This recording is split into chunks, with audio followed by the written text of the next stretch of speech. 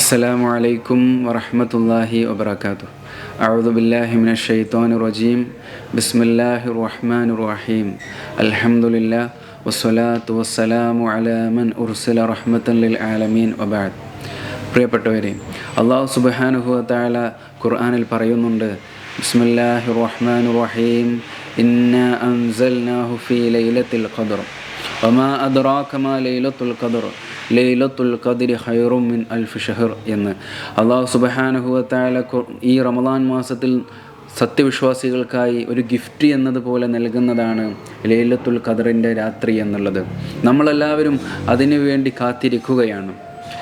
മഹാനായ സൽമാനുൽ ഫാരിസി റളിയല്ലാഹു അൻഹു റിപ്പോർട്ട് ചെയ്യുന്ന ഒരു ഹദീസുണ്ട്. ഖതബനാ റസൂലുള്ളാഹി സ്വല്ലല്ലാഹു അലൈഹി വസല്ലം എന്ന് പറഞ്ഞു തുടങ്ങുന്ന ഹദീസിൽ പറയുന്നുണ്ട്, ഈ റമദാനിൽ ഒരു രാത്രിയുണ്ട്.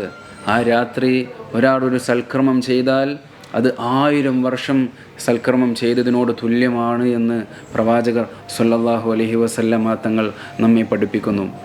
അപ്പോൾ അള്ളാഹു ആ ഒരു രാത്രി കൃത്യമായി ഉപയോഗിക്കാൻ നമുക്കേവർക്കും തൗഫീക്ക് നൽകട്ടെ.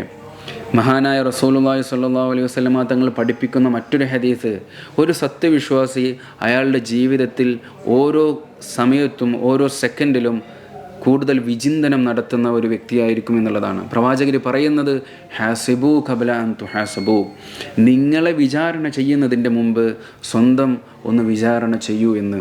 ഇപ്പോൾ നിലവിൽ നമ്മളിൽ നിന്നും കുറേ റമദാനിലെ ദിനങ്ങൾ നമ്മളോട് യാത്ര പറഞ്ഞു. ഈ ദിനങ്ങളെല്ലാം നമ്മൾ എപ്രകാരമാണ് ഉപയോഗപ്പെടുത്തിയത് എന്ന് നമ്മൾ ഒന്ന് വിചിന്തനം ചെയ്യേണ്ടതുണ്ട്. ഒരു സത്യവിശ്വാസിയെ സംബന്ധിച്ചിടത്തോളം റമദാൻ എന്നുള്ളത് അയാളെ തെക്കുവ, ഹൃദയത്തിൽ അള്ളാഹുവിനോടുള്ള ഭയം ഉണ്ടാക്കുക എന്നുള്ളതാണ് പ്രധാനമായ ഉദ്ദേശം. എത്ര പേർക്ക് അത് സാധിച്ചിട്ടുണ്ട്? എന്നാൽ ഉമർ ഇബ്നുൽ ഖത്താബ് റളിയല്ലാഹു അൻഹുവിൻ്റെ ചരിത്രം നമ്മുടെ മുമ്പിൽ ഇങ്ങനെ നിൽക്കുകയാണ്.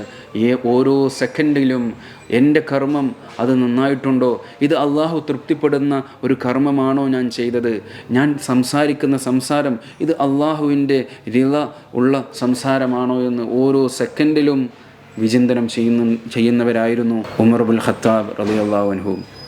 അവിടുത്തെ ഒരു ചരിത്രം ഇന്നും നമ്മൾ അത്ഭുതത്തോടു കൂടി ഓർക്കുന്നുണ്ട്. മഹാനായ ഉമർ ഇബ്നുൽ ഖത്താബ് റളിയല്ലാഹു അൻഹു ചക്രവർത്തിയായിരിക്കുന്ന സമയത്ത് ഒരാളെയും ഭയപ്പെടേണ്ട ആവശ്യമില്ല. ആ സമയത്ത് പോലും അങ്ങാടികളിലൂടെ ഇങ്ങനെ നടന്നു നീങ്ങുന്ന ഉമർ ഇബ്നുൽ ഖത്താബ് റളിയല്ലാഹു അൻഹു നമുക്ക് ചരിത്രത്തിൽ കാണാൻ സാധിക്കും.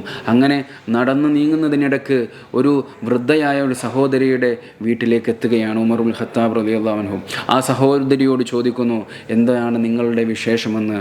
ആ സമയത്ത് ആ സഹോദരി, ഉമർ ഇബ്നുൽ ഖത്താബ് റളിയല്ലാഹു അൻഹു ആണ്, ഈ നാട്ടിലെ ചക്രവർത്തിയാണ് തൻ്റെ മുമ്പിൽ നിൽക്കുന്നത് എന്ന് അറിയാതെ ആ മഹദി പറയുന്നു, ഈ നാട്ടിലൊരു ഭരണാധികാരിയുണ്ട്, ആളുകൾക്ക് ഒരു ഉപകാരവുമില്ല എന്ന് പറയുമ്പോൾ ഉമർ ഇബ്നുൽ ഖത്താബ് റളിയല്ലാഹു അൻഹു പറയുന്നുണ്ട് ആ സഹോദരിയോട്, സഹോദരി, ഒരു പക്ഷേ നിങ്ങളിവിടെ ഉണ്ട് എന്നുള്ളത് ആ ചക്രവർത്തിക്ക് അറിയില്ലായിരിക്കാം, അതുകൊണ്ടാണെങ്കിലോ അങ്ങനെ ആയിക്കൂടെ എന്ന് പറഞ്ഞപ്പോൾ ആ സഹോദരി പറഞ്ഞ മറ്റൊരു വാക്കുണ്ട്, ഈ ഒരു നാട്ടിലെ ഭരണാധികാരി, നാടെല്ലാം ഭരിക്കുന്നൊരു ഭരണാധികാരി, ഇങ്ങനെ ഈ ഒരു നാട്ടിൽ എന്നെപ്പോലെയുള്ള ഒരു സഹോദരിയെ കാണുന്നില്ല എങ്കിൽ പിന്നെ എങ്ങനെയാണ് അയാൾ ഒരു ഭരണാധികാരിയാവുക എന്ന്.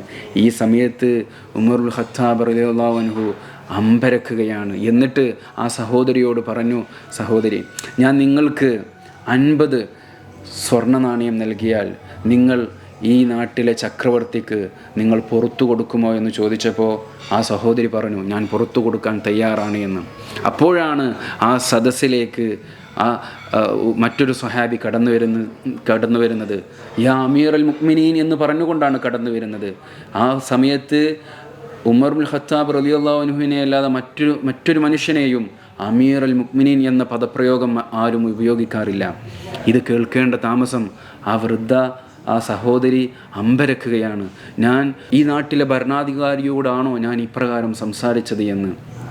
എന്നിട്ട് തൻ്റെ മകനോട് ഉമർ ഇബ്നുൽ ഖത്താബ് റളിയല്ലാഹു അൻഹു പറയുന്നുണ്ട്, ആ സഹോദരിയുടെ അടുക്കൽ നിന്നും ഈ നാട്ടിലെ ഭരണാധികാരിയായ ഉമർ ഇബ്നുൽ ഖത്താബ് റളിയല്ലാഹു അൻഹുവിനോട് ഞാൻ പുറത്തു കൊടുത്തിട്ടുണ്ട് എന്ന് എഴുതി വാങ്ങണമെന്ന് തൻ്റെ മകനോട് പറയുന്നുണ്ട്. ഒന്ന് ആലോചിച്ചു നോക്കണം.